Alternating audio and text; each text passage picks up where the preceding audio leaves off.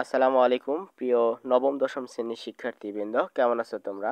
এই পর্যায়ে তোমাদের ইংরেজি বইয়ের ইউনিট 2 লেসন 1 নিয়ে আলোচনা করা হবে।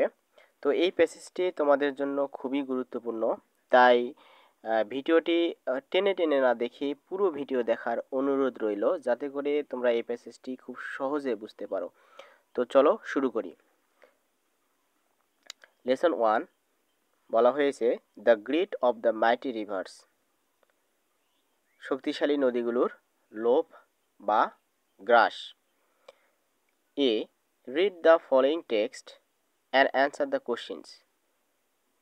নিচের টেক্সটটি পড়ো এবং প্রশ্নগুলোর উত্তর দাও। তো এখন আমরা এই প্যাসেজটি পড়ব। দেখো, বলছে যে Meherjan's lives in a slum on the Sirajganj town protection embankment. Meherjan Sirajganj শহর রক্ষা বাঁধ এর উপর একটি বস্তিতে বাস করে। The whispering wind from the river Jamuna makes the fire unsteady.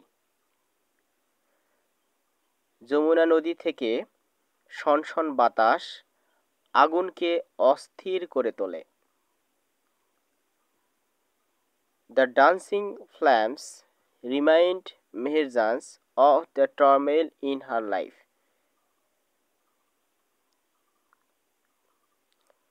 নৃত্য শিখাগুলো বা অগ্নিশিখাগুলো মেহেরজানের জীবনের উত্থান পতনের কথা মনে করে দেয়। Not long ago Meherjaan had everything. কয়েকদিন আগে মেহেরজানের সব কিছু ছিল। এ ফ্যামিলি, একটি পরিবার, অ্যারাবল ল্যান্ড, চাষযোগ্য জমি, অ্যান্ড ক্যাটল, এবং গবাদি পশু। দ্য ইরোজন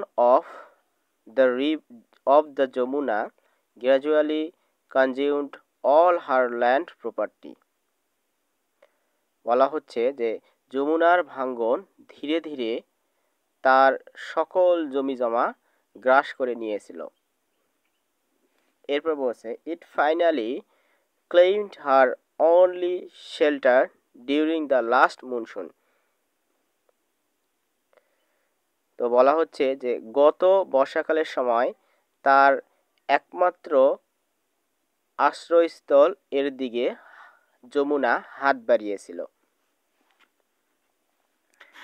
এরপর বলছে it took the river only a day to devour Meher's house, trees, vegetables, garden and the bamboo bush. তো এর অর্থ হচ্ছে মেহেরজানের বাড়ি, গাছপালা, শাকসবজি বাগান এবং বাঁশঝাড় গ্রাস করতে যমুনার একদিন সময় লেগেছিল। She had a happy family once. তার একদা একটি সুখী পরিবার ছিল। Over the years, she lost her husband and her family to disease that cruel hunger and poverty brought to the family. কয়েক বছরে তিনি তার স্বামী এবং পরিবারকে হারিয়েছিল, যারা ক্ষুধা এবং দারিদ্র্যের কারণে রোগে ভুগে মারা গিয়েছিল। Now she is the only one left to live on with the loss and the pain. এখানে বলা হচ্ছে এখন তিনি একমাত্র ক্ষতি এবং ব্যথা নিয়ে বেঁচে আছেন। The greedy Jamuna has shattered her dreams and happiness. তো এর অর্থ হচ্ছে যে এই লোভী যমুনা তার স্বপ্ন এবং সুখ চূর্ণ বিচূর্ণ করেছে। শ্যাটার্ড অর্থ চূর্ণ বিচূর্ণ করা। এরপর বলছে there are thousands others waiting to share the same fate like Meherjaan.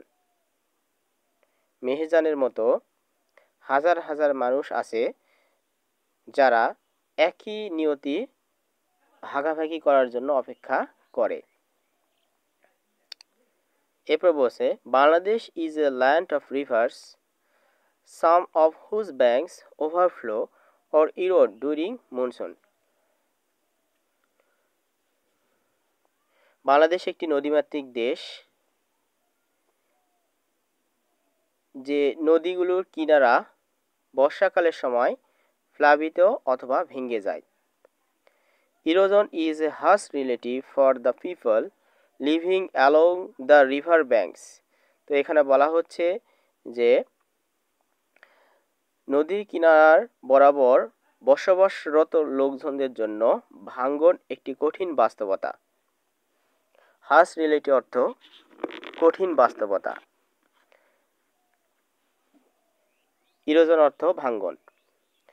During each monsoon, many more villages are threatened by the mighty rivers like the Jamuna, the Padma and the Meghna. এখানে বলা হচ্ছে যে প্রত্যেক বর্ষাকালের সময় অনেক অনেক গ্রাম মেঘনা, পদ্মা, যমুনার মতো শক্তিশালী নদীর দ্বারা হুমকি স্বরূপ বা হুমকির মুখে পড়ে। এরপর বলছে it is estimated that river erosion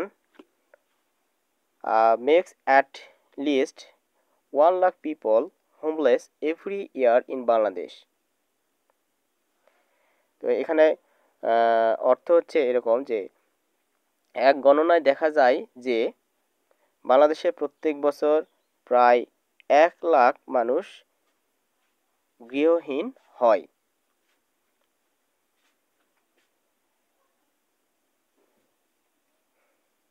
তো এই অর্থটা আমি আরেকবার বলতেছি, দেখো যে it is estimated that river erosion makes at least 1 lakh people homeless every year in Bangladesh.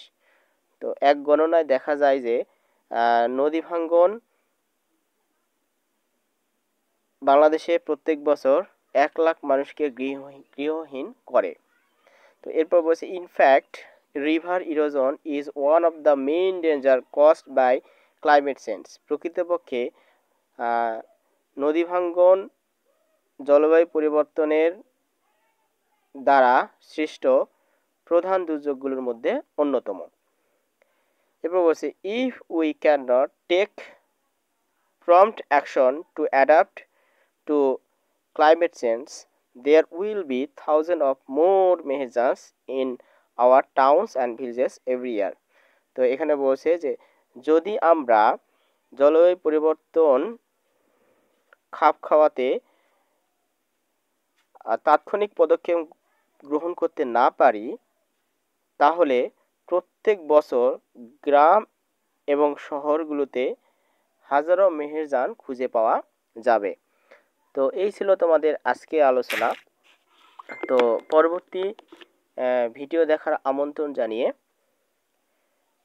শেষ করছি। আল্লাহ হাফেজ।